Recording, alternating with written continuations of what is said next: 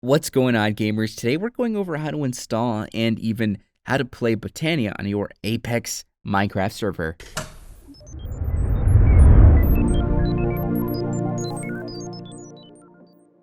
Before we get into this tutorial, don't forget to give this video a like, subscribe, and click the notification bell so you can stay up to date on every tutorial we upload, just like this one. Minecraft has a ton of flowers, but they don't have a lot of uses. It's nice to be able to dye your bed or give a poppy to your favorite golem, but it would be nice if they could be used for more. It's possible to use mana as a new energy source with this mod, and simplify machines with new functional flowers that create ores and replace hoppers. This is where mods like Botania come in to help building botanists flourish. In this video, we're going to go over how to install this and how to get started with Botania on your Apex Minecraft hosting server. And now we're going to go over downloading the mod. There's several different versions of Botania available to download. Which one you are going to need is going to depend entirely on the version of Minecraft that you want to play. Today, we're just doing a 1.12.2 server, so that is the version we're going to need to grab. Basically, what you want to do is hop on over to the Botania page over on CurseForge, which, of course, any important links are going to be linked in the description of this video. Click on the Files tab at the top of the page, and then click on the View All button on the next page, and find the game version you're wanting to play on from the list of files. Click on the Download button next to the version you want to download as soon as you find it. It's going to take you to a new page where it's going to download the file. You can move this over to an important space like a folder you made just for installing onto your server or your desktop.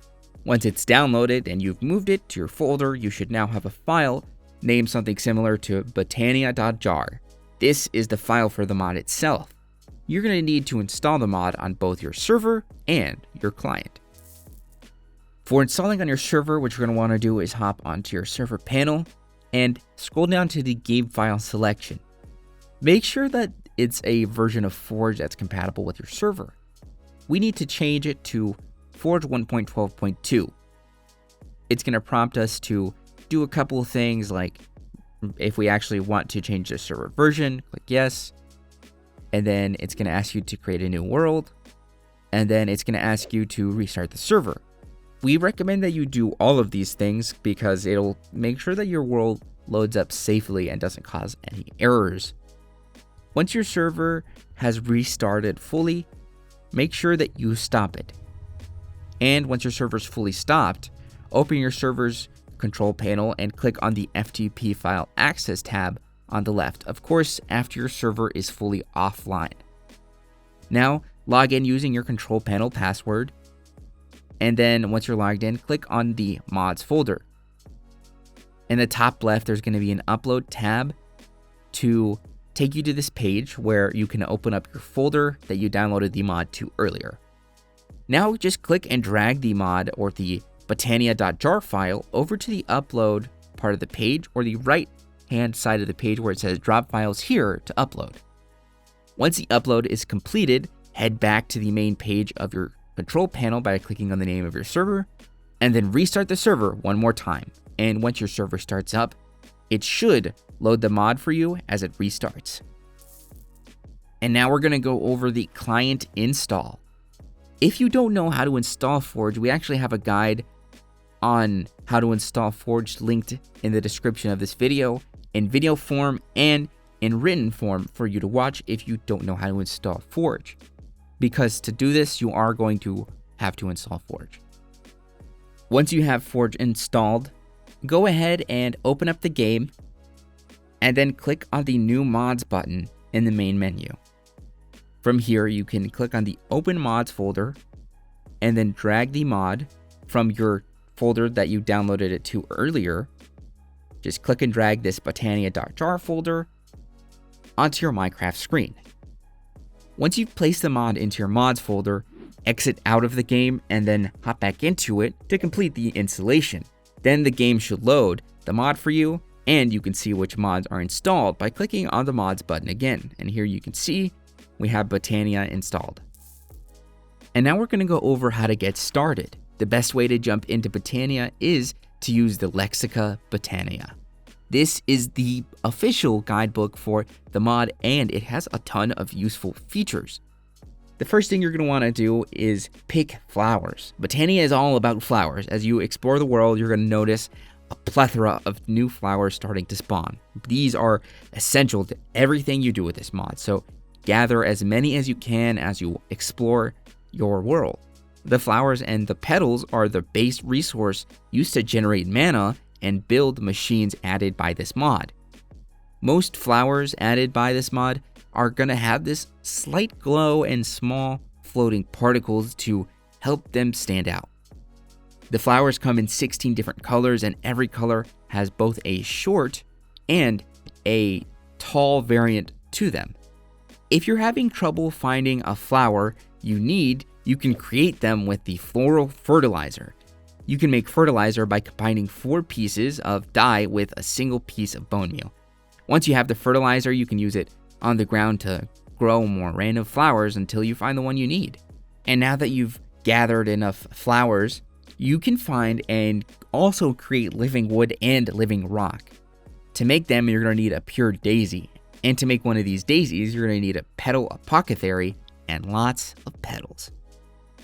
The Petal Apothecary is created from a petal, 4 stone blocks, and 2 stone slabs, as shown in the recipe above. Once you're ready, place the Petal Apothecary on the ground and fill it with a water bucket. Once the apothecary is full of water, you can use it to create new items, such as our pure daisy. To create the daisy, toss 4 white petals into the apothecary by pressing the Q key, then toss in the wheat seeds. The water is going to be used up, and a new flower is going to be placed in your inventory. Once you have the flower, just place the daisy on the ground and surround it with wood or stone, and the flower is going to start to give off these magical particles, and the resources are just going to be changed after a minute. The wood's going to turn into living wood, and the stone is going to turn into living rock.